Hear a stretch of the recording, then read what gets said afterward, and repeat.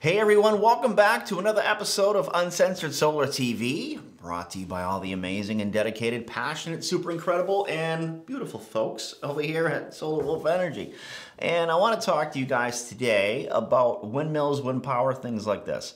Obviously windmills back over in Norway and in Dutch and all these other places, the Dutch folks, whatever, that use these to generate power for hundreds of years. It's between that and solar, it seems to me that it's strange that it took this long for the world really to accept these two power generation sources to be taken as seriously as they are now in 2019.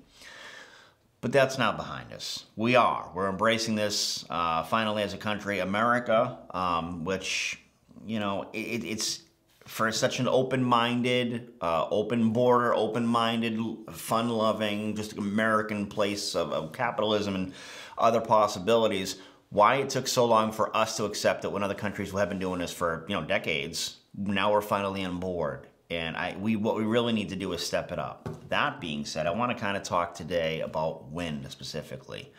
You have Iowa, you have Texas. Between these two states alone, they have, I believe, more than 50% of all wind generation in America. Now, I myself have driven from Dallas to Lubbock, Texas several times. And I'll say this, when you make that drive, you go past the country's largest wind farm. It is something to be seen. There is just you're just driving, and you can, as far as the eye can see off the road, off the highway, and you're just driving for miles and miles and miles, and you can see these things. Now, for me as an opportunist, for me as a person who's in the renewable energy business, this is a thing of beauty. I know a lot of people are conflicted on this, and they see windmills and wind farms and things like that. They see, oh, it's taking away from nature. But what I see is we don't have to do any more fracking or have any more BP oil spills in the Gulf of Mexico or, having fish die and become radiated from Fukushima, things like that. That's what I see. So yeah, the view might be obstructed when you look off the highway for a few miles, but, overall, I think it's ridiculous to compare the view off the highway, comparing that to what's actually happening, and that's just what's getting to the news. That's what's getting to you and I. Imagine how many oil spills and things like that are never reaching the American public, and that is a shame, right? When you take all that into consideration, and then, yes, we're going to be putting some wind farms, apparently, what it sounds like, off the coast in Rhode Island, down to between Rhode Island and Massachusetts. I guess in the whole Massachusetts, Martha's Vineyard, Rhode Island triangle, there's a massive auction that just took place for the rights for that, I believe, for the next 50 years. That's going to generate a substantial amount of electricity. And they're not putting it right on the shoreline, by the way, folks, which just brings me to another point.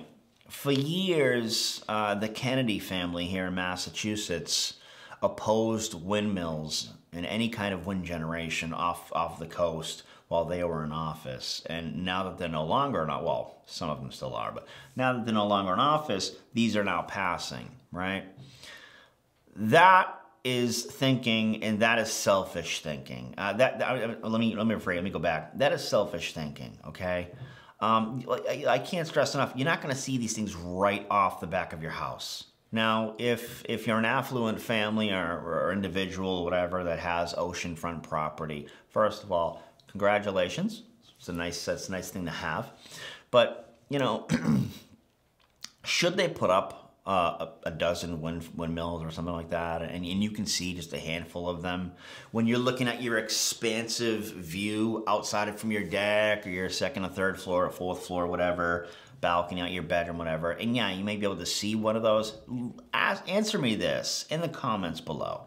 As you're standing on your deck looking at, there's one or two or whatever, how is it any different than looking at a huge container ship or a huge couple of fishing boats out there? What difference does it make, right? It's not like it's just ocean views. You still have some obstructions to look at. I know this. Trust me, I know this. So I ask you that. And then think of that before you start thinking of, you know, like, well, it's going to block views of nature.